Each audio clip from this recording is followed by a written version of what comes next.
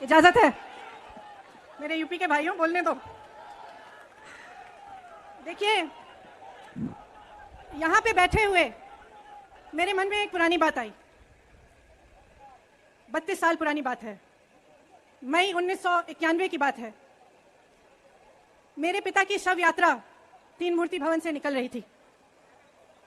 अपनी मां के साथ और अपने भाई के साथ हम एक गाड़ी में बैठे थे।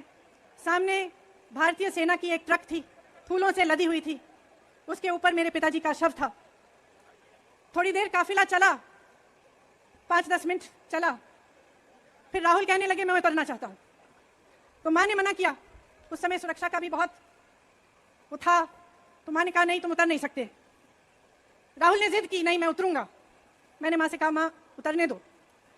राहुल गाड़ी से उतरा, उस सेना की ट्रक के पीछे खड़ा होके चलने लगा और तीन मूर्ति से लेके कड़ी धूप में अपने पिता के जनाजे के पीछे पीछे पैदल चलते चलते चलते चलते यहां पहुंचा।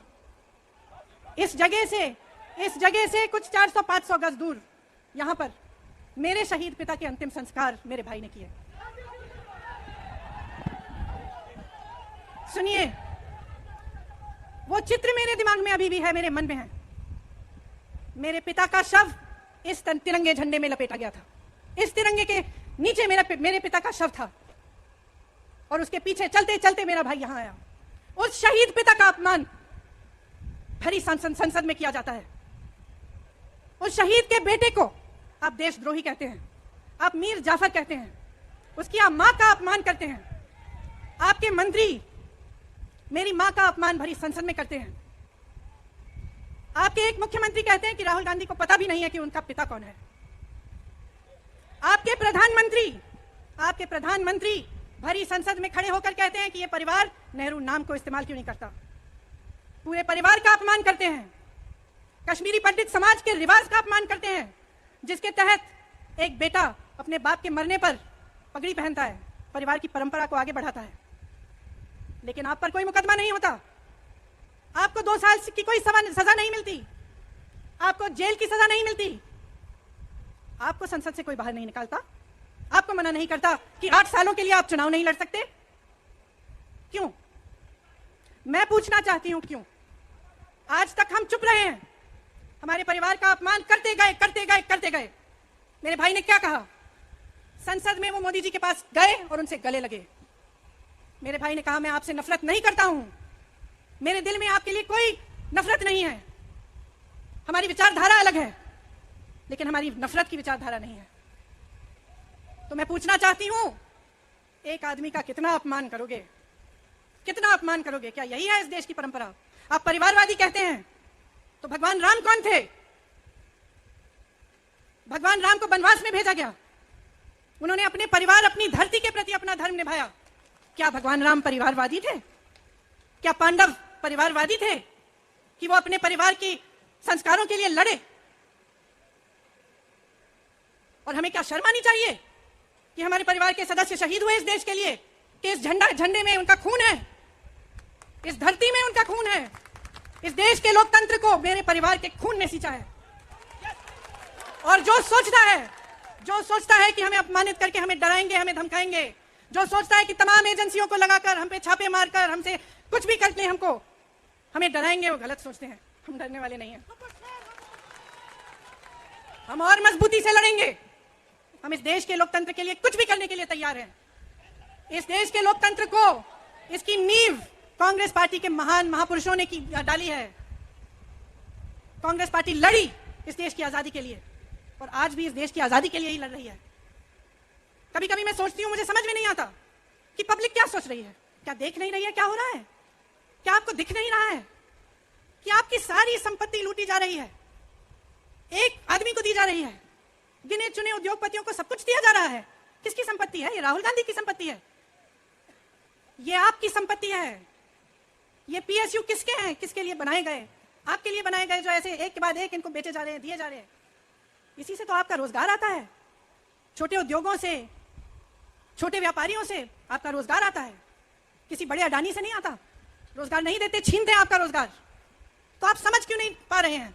आप गैस के सिलेंडर के लिए 1000 रुपए दे रहे हैं और यहां आपकी सारी संपत्ति किसी को सौंपी जा रही है। राहुल गांधी जी ने क्या कहा? अरे कौन सा इतना बड़ा जुल्म कर लिया कि आपसे 2 सवाल पूछ लिए, जवाब नहीं दे पाए ना, घबरा गए।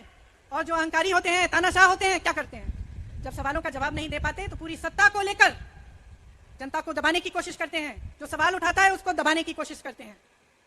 आपने कभी सोचा है, आंखें खोलिए, आपने कभी सोचा है कि ये पूरी सरकार, ये सारे मंत्री, ये सारे सांसद एक आदमी को बचाने की क्यों इतनी कोशिश कर रहे हैं?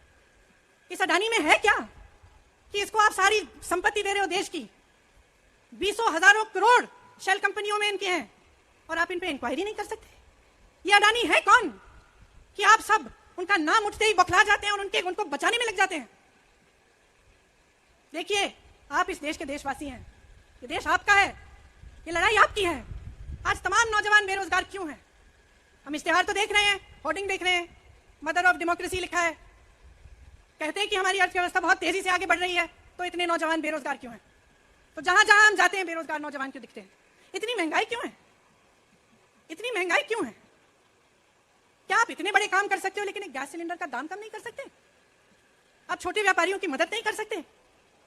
आप रोजगार नहीं बनवा सकते? तो फिर आपकी सरकार किस काम की है? लोगों को दबाने के लिए है या अडानी जी को आगे बढ़ाने के लिए है? तो आज ये समय आ गया है कि हमें गंभीरता से सोचना पड़ेगा। ये सरकार पूरी कोशिश करती है कि आपका ध्यान भटकाया जाए। अब आप सोचिए, कन्याकुमारी से कश्मीर तक एक आदमी चला, उसके साथ लाखों लोग चले, क्या पैगाम लेके चला? किस लिए चला? उसके दिल में क्या भावना थी कि लाखों लोग देश भर से उससे जुड़ के चले? समता, एकता की भावना थी। आज आपके सारी मीडिया, आपके सारे मंत्री, आपके सारे सांसद, आपके सारे कार्यकर्ता कह रहे हैं कि राहुल जी ने विदेश जाकर देश का अपमान किया, राहुल जी ने एक वर्ग का अपमान किया। क्या एक आदमी जो कन्याकुमारी से लेकर 5000 किलोमीटर कश्मीर तक चल के ये रोज रोज कहता है कि इस देश को एक होना चाहिए, सबको समान दृष्टि से देखना चाहिए, क्या ये आदमी देश का अपमान कर सकता है? क्या ये आदमी एक वर्ग का अपमान कर सकता है? तो ये आदमी क्या कर रहा है? ये आपकी आवाज उठा रहा है। ये क्या कह रहा है? कह रहा है कि गरीबों को अपना हक दो, नौजवानों को अपना हक दो, महिलाओं को अपना हक दो। यही तो कह रहा है। और हक क्या है? हक ये है कि जो आपका है वो आपके हाथों में जाना चाहिए, किसी बड़े उद्योगपति के हाथ में नहीं जो प्रधानमंत्री जी के मित्र हैं। ये है आपका हक। उसी हक की लड़ाई लड़ रहा है। तो आप समझिए, ये एक इंसान की बात नहीं है, ये एक राहुल गांधी की बात नहीं है, ये पूरे देश की बात है। जब हम कहते हैं लोकतंत्र को बचाना है, तो हम किस बात को बचाने की कह रहे हैं? क्या कह रहे हैं हम? लोकतंत्र क्या होता है? खुल के जवाब मांगो, सवाल उठाओ। यही तो लोकतंत्र है कि आपको कोई आपत्ति है, कोई समस्या है, आप किसी के पास जाकर अपना हक मांग सकते हैं। आप कह सकते हैं भाई हमारे लिए ये क्यों नहीं किया, इतनी महंगाई क्यों है, हमारे लिए रोजगार क्यों नहीं बनाए। लेकिन आज यही हक आपसे छीना जा रहा है और आपका ध्यान इधर उधर भटकाया जाता है और इतनी चीजों को फैलाया जाता है जो सच नहीं है, झूठों को फैलाया जाता है। आप सोचिए, राहुल गांधी दुनिया के सबसे बड़े जो शिक्षा के संस्थान है वहां से पढ़ के आए हैं। हार्वर्ड और कैम्ब्रिज की उनकी डिग्री है।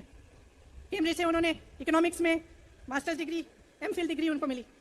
आप उसको पप्पू बनाते हैं। पूरे देश भर में आपकी सहायता के साथ मेरे मीडिया के दोस्तों, डिग्री आपने देखी नहीं, सच्चाई आपने देखा नहीं, उनको पप्पू बना दिया।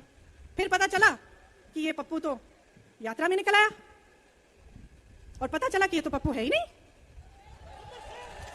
इसके साथ तो लाखों लोग चल रहे हैं, ये ईमानदार भी है, ये सब बातों को समझता भी है, ये जनता के बीच जा रहा है, जनता की समस्याओं को सुन रहा है, तो जनता इसके साथ चली जा रही है। तो घबरा गए कि राहुल गांधी ने संसद में वो सवाल उठाए जिनका उनके पास जवाब नहीं है। क्या किया सुन लीजिए। एक तरफ से हंसी भी आती है कि एक आदमी को रोकने के लिए इतना सारा करना पड़ा। जिस आदमी ने राहुल जी के खिलाफ सूरत में कंप्लेंट लगाई, आपको मालूम है कि पिछले साल उसने खुद कचहरी में जाके बोला इस पे आप स्टे लगा दीजिए। 1 साल के लिए अपने ही केस पे स्टे लगवाया। फिर वापस कब गए केस खुलवाने के लिए? राहुल गांधी के संसद में अडानी के भाषण देने के 1 हफ्ते बाद वो आदमी वापस जाता है, कहता है केस खोल सुन लीजिए, अब हम तैयार हैं। 1 महीने के अंदर जज कह देते हैं कि राहुल गांधी को 2 साल की सजा मिलेगी। आपने देखा इस देश में कितने केस हैं कि जेल में 10 साल के लिए पड़े रहते हैं, उनकी सुनवाई नहीं होती। ये तो सुनवाई भी फट से हो गई, जजमेंट भी फट से हो गई, सजा भी फट से हो गई। और और आपने कह दिया अगले दिन कि 8 सालों के लिए ये चुनाव नहीं लड़ सकते, संसद से बाहर कर देंगे इनको। वाह वाह वाह वाह वाह वाह, बहुत धैर्य है आप में। अरे कायर हैं, कायर है इस देश का प्रधानमंत्री। लगा दो केस मुझ पर, लगा दो केस मुझ पर, जेल ले जाओ मुझे भी, लेकिन सच्चाई यह है कि इस देश का प्रधानमंत्री कायर है।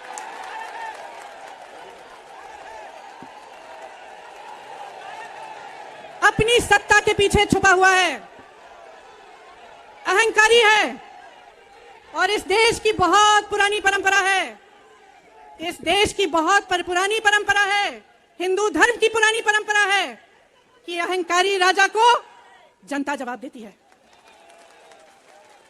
और इस देश की बहुत पुरानी परंपरा है कि अहंकारी राजा को ये देश पहचानता है। मेरे परिवार ने मुझे एक चीज सिखाई है कि ये देश दिल से बोलता है और दिल से सुनता है। ये देश सच्चाई को पहचानता है, और मैं जानती हूं कि आज वो दिन है जब से सारा कुछ बदलने लगेगा। मेरे मीडिया के साथियों, मैं आपसे कहना चाहती हूं, बहुत हो गया है, बहुत हो गया है। मैं जानती हूं आप पर कितना दबाव है, मैं जानती हूं कि आपको लाइन भेजी जाती है कि आज आपको ये कहना है, आज आपको ये लिखना है, लेकिन आपकी एक बहुत बड़ी जिम्मेदारी है। आज लोकतंत्र खतरे में है। अगर सरकार सवाल उठाने वाले को 8 सालों के लिए संसद से निकाल सकती है, अगर कह सकती है कि तुम्हें चुनाव लड़ने की ही इजाजत नहीं है, तो बहुत गड़बड़ है, बहुत गलत हो रहा है, और ये लोकतंत्र के लिए ठीक नहीं है, ये इस देश के लिए ठीक नहीं है। जब आप पत्रकार बने, शुरू में जब आप काम के लिए आए, तो आपके दिल में भी ये होगी बात कि देश के लिए मैं सच्चाई बोलूंगा, मैं सच्चाई बोलूंगी। आज आप बोल नहीं पा रहे हैं, हिम्मत करिए, खड़े हो जाइए आप भी। और जैसे खड़गे जी ने कहा कि तमाम पार्टियों ने आज अपनी आवाज उठाई है, उनका हम सब धन्यवाद देते हैं। और हम सबको एक होना पड़ेगा, इसलिए होना पड़ेगा क्योंकि आज ये देश खतरे में है। आज इस देश की सारी संपत्ति एक आदमी को सौंपी जा रही है, और उस आदमी को बचाने के लिए पूरी सरकार खड़ी हो जाती है। बहुत गलत हो रहा है। अगर आज मेरे भाइयों और बहनों आप इसको पहचान नहीं पाएंगे, तो इस देश को बहुत खतरे में डाल देंगे। इसीलिए यहां खड़े हुए महात्मा गांधी जी की समाधि के कुछ ही गज दूर खड़े हुए मैं आपको याद दिलाती हूं कि कितनों ने इस देश के लिए अपना खून बहाया है, कितनों ने इस देश की धरती, इस देश की आजादी के लिए अपना खून बहाया है। ये अफसर हैं यहाँ तैनात खड़े हैं, इसी तरह से इनके भाई सरहद पे खड़े होते हैं हमारे लिए, आज भी अपना खून बहा रहे हैं। क्या इसके लिए? क्या अडानी जी के लिए? कि अपने देश के किसान के लिए, अपने देश के गरीब के लिए, अपने देश के छोटे व्यापारियों के लिए, महिलाओं के लिए, अपने बच्चों के भविष्य के लिए हम सब अपनी जान देने के लिए तैयार हैं। तो मैं आपसे आग्रह करती हूं, मेरे देशवासियों, आंखें खोल लो, समय आ गया है, डरो मत। राहुल गांधी के शब्दों में डरो मत, इनका सामना करने का समय आ गया है। एकजुट हो जाओ, सामना करो, इस देश की सच्चाई को उभारो, इस देश की एकता को बनाए रखो और इस देश को आगे बढ़ाओ। जय हिंद, जय हिंद, जय हिंद।